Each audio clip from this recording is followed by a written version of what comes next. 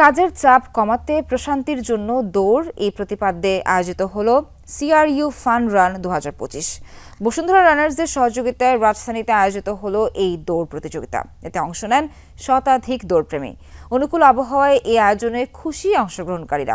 এবারের সিআরইউ ফান রানে চ্যাম্পিয়ন হয়েছেন মোহাম্মদ মুর্তজা। এমন আয়োজনে মিডিয়া পার্টনার হিসেবে সঙ্গী হয়েছে যমুনা টেলিভিশন। পৌষের কুয়াশা তখনও কাটেনি, ফোটেনি ভোরের আলো, তবুও থেমে নেই দৌড়প্রেমীরা। সিআরইউ ফান রান 2025-এ অংশ নিতে সকাল সকাল হাজির দৌড়বিদ ও অংশগ্রহণকারীরা। কাজের চাপ কমাতে প্রশান্তির দৌড় এই প্রতিপাদ্যে বসুন্ধরা আবাসিক এলাকায় অনুষ্ঠিত হলো এই দৌড় প্রতিযোগিতা, যার সার্বিক সহযোগিতায় ছিল বসুন্ধরা রানার্স। প্রতিযোগিতায় প্রায় শতাধিক দৌড়প্রেমী অংশ নিলেও অনেকেরই অভিজ্ঞতা ছিল একেবারে নতুন।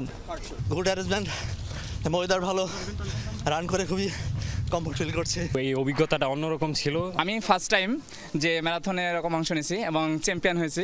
এই ঠান্ডার মধ্যে বের হয়ে গরম গরম দৌড় দিতে খুব ভালো লাগছে। লাইফের ফার্স্ট টাইম ম্যারাথন অ্যাটেন্ড করে খুব ভালো লাগতেছে। অনেক ভালো লাগছে, এটা আমার ফার্স্ট 5K। পৌষের মৃদু শীতের অনুকূল আবহাওয়ায় দৌড়াতে পেরে উচ্ছ্বাস প্রকাশ করেন অংশগ্রহণকারীরা। আমরা বসুন্ধরা রানার্স বিশ্বাস করি together we win, together we run. আজকে I got a new inspiration. So এই কমিউনিটি রানগুলো I think is very important. Community সদস্যদের এনগেজ করার জন্য একটা অসাধারণ উদ্যোগ। আমি খুবই পারফেক্ট ওয়েদার ফর রানিং। গতকালকেও যেমন ছিল একটু ভয় পেয়েছিলাম যে কী ধরনের হবে, বাট ভেরি নাইস টুডে। আয়োজকরা বলছেন দৈনন্দিন কাজে যে মানসিক চাপ তৈরি হয় তা দূর করতেই এই দৌড় প্রতিযোগিতা, যা সুস্থতা ও মানসিক প্রশান্তির পাশাপাশি উজ্জীবিত করবে দৌড়প্রেমীদের।